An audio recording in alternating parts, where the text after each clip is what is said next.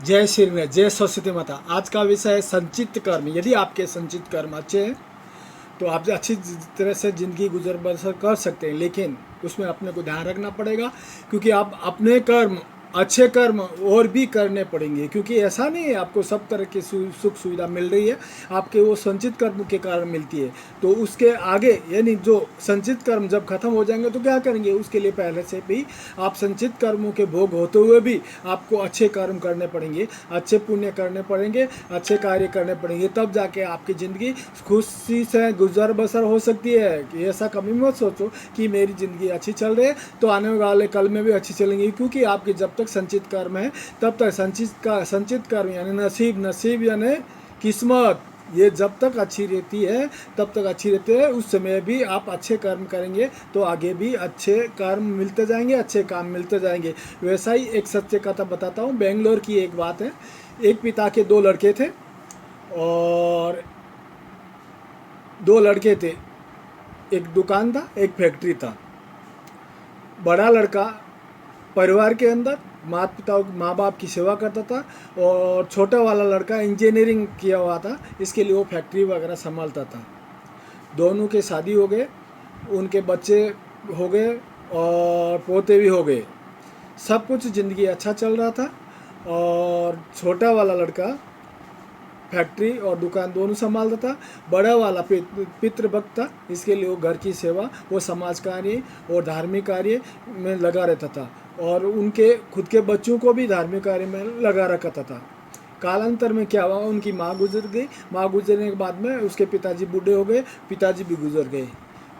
इनके गुजरने के बाद में इन दोनों ने अपना काम कारोबार संभालते रहे। बड़ा भाई फैक्ट्री भी संभालता था और दुकान में भी ध्यान रखता था और सामाजिक और धार्मिक कार्य में खुद और अपने बच्चों को, अपनी बीवी को, सबको लेके जाता था।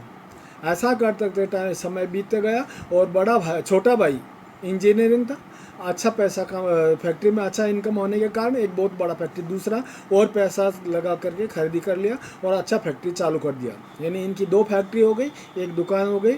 ऐसा करते करते अच्छा चलते रहा। अच्छा चलते चलते फिर एक दुकान और मार्केट में ले लिया। ऐसा यानी इन कैसा हो गया, दो दुकान हो गई, एक बड़ा फैक्ट्री हो गया, एक छोटा फैक्ट्री हो गया। और छोटा भाई धार्मिक कार्यों में कभी भी किसी भी प्रकार के इन कार्यों में या सामाजिक कार्य में इंटरेस्ट नहीं लेता था। वो खाली काम में ध्यान देता था। उसको समझता था कि जो कुछ मिलता है मेरे कारण से बड़े भाई को मिलता है, इसके लिए जो वो धार्मिक कार्यों में जो भी पैसे वगैरह खर्च करता था तो उसके ऊपर उसका ध्यान हो गया और उसने बोला, भाई तू जो सामाजिक कार्य करता है, दुकान और इंडस्ट्री के अंदर ध्यान नहीं देता, इसके लिए ये कहाँ तक कैसे चलेगा। तो उसके डोनेशन के ऊपर वाद विवाद होते होते वाद बढ़ने लग गए।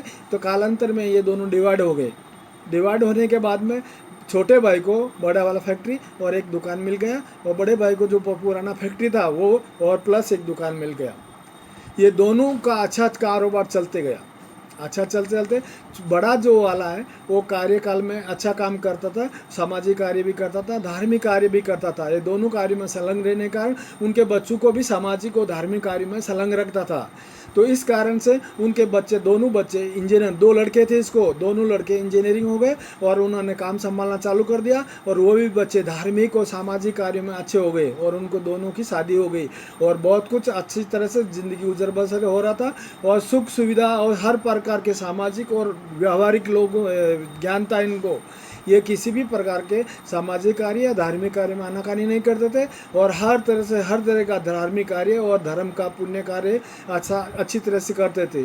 उसमें छोटे भाई के भी दो लड़का और एक लड़की थी। दोनों लड़के उनके इंजीनियरिंग हो गए और अच्छा कारोबार चलता था।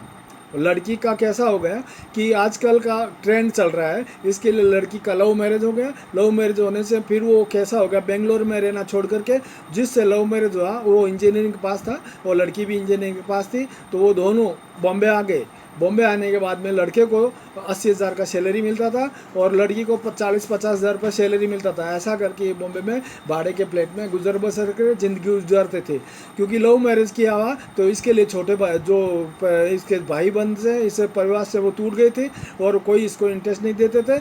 अब रहा इनका जो छोटा भाई जो था, वो जो इनके दो लड़के एक लड़की है, इनका अच्छी तरह से गुजर चलता था।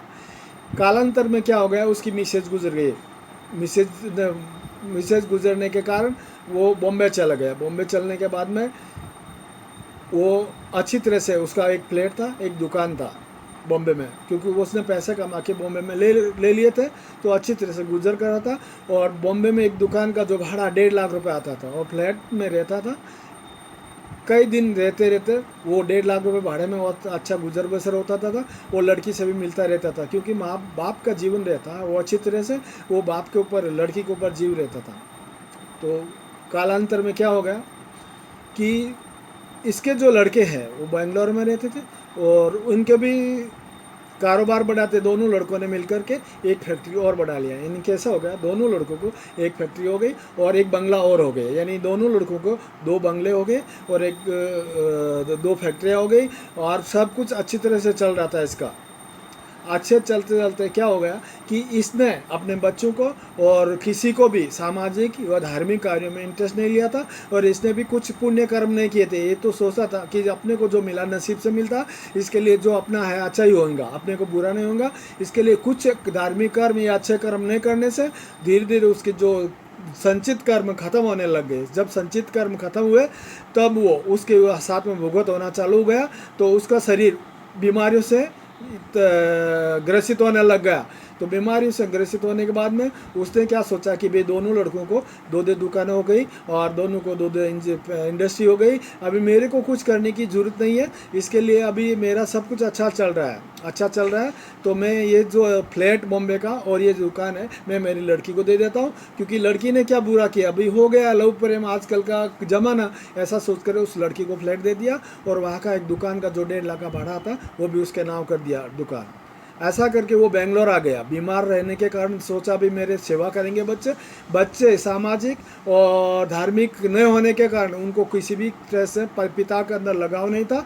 और वो जब बैठ के इनका मीटिंग हुआ कि पिताजी को कौन संभालेगा, तो इनका ये ठहरा कि 15 दिन छोटे लड़के के पास रहेंगे और 15 दिन बड़े लड़के के पास। ऐसा करके 15-15 दिन रहने लगा।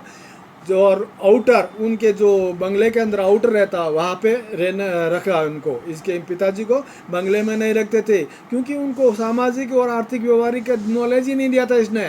पैसों के एम के अंदर वो धार्मिक कार्यक्रम खुद नहीं करता था, और बच्चों को भी नहीं बच्चों को भी ऐसा कुछ लाइन नहीं लगाया था। इसके लिए वो उनके अंदर मानसिक प्रेम नहीं था, न पिता के प्रति न कुछ किसी के प्रति। ऐसा वो लगाव नहीं होने से वो लालची व्यवहार के बन गए। तब पिताजी ने को उन्होंने बोला, भाई जो जिसके पास रहेंगे आप उसको 30,000 रुपये महीने के हिसाब से, यानी 15 दिन के हिसाब से 15,000 रुपये, जिधर छोटे के पास रहे तो या बड़े के पास रहेंगे वो 15,000 रुपये। तो पिताजी ने बोला, भाई मैं 15 देने से पहले अच्छा है कि मेरे पास 1.5 करोड़ रुपये इकट्ठा हो गया ना, वो तुम दोनों को मैं 75 लाख रुपये दे देता हूँ, तुम मेरे को ज़िंदगी में मेरी सेवा कर देना। अब दोनों भाइयों का ठहर करके कि हाँ भाई हम कर देंगे। उस समय उन्होंने 75 लाख रुपये ले लिए। जब पिता ज़्यादा बीमार हो गया तो एक जो झोला छाप डॉक्टर है उसको लगा दिया, और वो आके घर पे चेक करते जाता था। 15 दिन इधर या 15 दिन उधर, ऐसे ऐसे पिताजी की ज़िंदगी गुजर रहे थे, और उनके हालात बहुत ख़राब थे, क्योंकि बच्चे खुद की पिता की कोई देख रेख नहीं कर रहे थे। उनके वॉचमैन के द्वारा पूरा ध्यान वगैरह देने को बोले हुए थे, वॉचमैन को एक्स्ट्रा पैसा दे करके वो काम कराते थे। ये फिर उसका जो बड़ा भाई है, यानी इन बच्चों के बड़े पिता जो मिलने आते तो उनके साथ में पहुँचते बहू और बेटा आता था। वो आकर के फिर पहले बोलते, बच्चे दौड़ करके बोलते थे हम दादा आ रहे। तो ऐसा करके वो फिर वो नीचे आउटर के अंदर उसके जो भाई रहता था उससे मिलने को जाता था, तो वो उसको बड़े भाई को देख करके वो रोता था।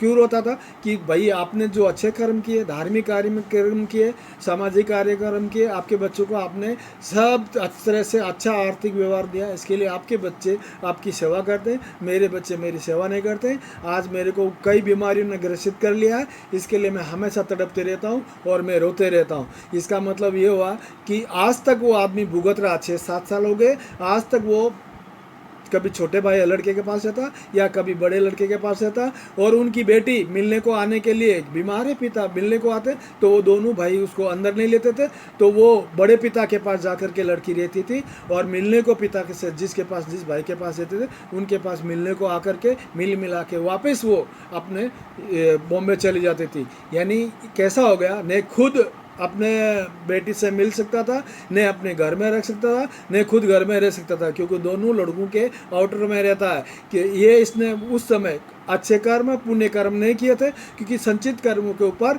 चलता रहा। अब जब संचित कर्म खत्म हो जाते हैं तब अपने भोगों को प्राप्त करता है, तो यही भोग आज उसको सड़ रहा है।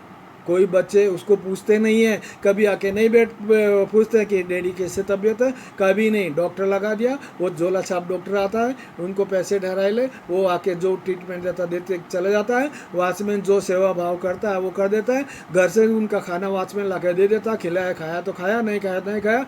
वो पिता उनका रोते रहता है। मेरा कहने का मतलब ये है मेरे भाइयों, जिस प्रकार से आपके संचित कर्म अच्छे तो भी आप अच्छे कर्म करते रहिए, पुण्य कर्म करते रहिए, सामाजिक कर्म करते रहिए, ईश्वरीय कर्म भी करते रहिए, धार्मिक कर्म भी करिए। नहीं करेंगे तो कब कौन से आपके संचित कर्म खत्म हो जाएंगे, आपका नसीब कब क्या करेंगे कोई गारंटी नहीं है। इसके लिए हमेशा नसीब को मजबूत बनाने के लिए अच्छे कर्म करो, और ऐसा मत सोचो कि मैंने इंजीनियरिंग किया मैं अच्छा कर सकता हूँ, मैं 2 इंडस्ट्री बना लिया, ये कर लिया। कोई कुछ नहीं है, आपके कर्मों के हिसाब से मिलता है। जो संचित कर्मों के हिसाब से मिला है उसको आलिंगन करके अच्छी तरह से कीजिए, और साथ में संचित कर्म भी बढ़ाइए, अच्छे कर्म भी कीजिए, धार्मिक कर्म कीजिए, तब जाके आपका अच्छा होगा। आप खाली संचित कर्मों के हिसाब से ज़िंदगी ऐसा गुजर बसर नहीं कर सकते। आपके जब संचित कर्म खत्म हो जाएंगे तो आपको हर तरह से बुरी तरह से हर प्रकार से आपको तकलीफें होंगी। इसके लिए मेरे भाइयों मेरा ये कहना है, आप सभी संचित कर्म अच्छे दिन हो तो भी आपको पुण्य कर्म और धार्मिक कर्म और सामाजिक कर्म करने चाहिए। वही कर्म अपने बच्चों को सिखाने चाहिए ताकि आपकी घर के अंदर पेट बने रहे, आपका व्यवहार बना रहे, आपका जीवन अच्छी तरह से गुजर बसर हो। नहीं तो आने वाला कल जैसा इनमें इसके छोटे भाई में घटा है वैसा ही आप में घटने वाला है। इसके लिए पहले से तैयार हो जाइए और आपसे अपने कर्म अच्छे बनाइए, बच्चों को भी अच्छे कर्म सिखाइए, अच्छे कार्य सिखाइए, सामाजिक कार्य सिखाइए, धार्मिक कार्य सिखाइए। जय श्री राम। ये वीडियो लाइक और शेयर करें और सब्सक्राइब करें।